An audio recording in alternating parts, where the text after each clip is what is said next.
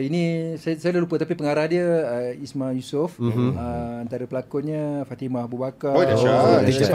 Cikgu lah. Cikgu kami tu. Ya, betul, cikgu saya juga.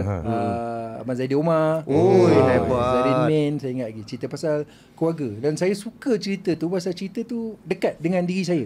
Cerita pasal orang tua yang dah pencen, kemudian dia pilih nak duduk di kampung. Lepas tu dia tiba macam buang terbiat, dia tiba romantik gila.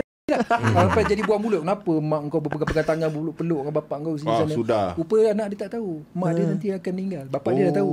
Tapi bapak dia tak cerita kat anak-anak dia. Bapak dia layankan anak dia marah cakap bapak dia buat benda ni lah, sumbang memalukan.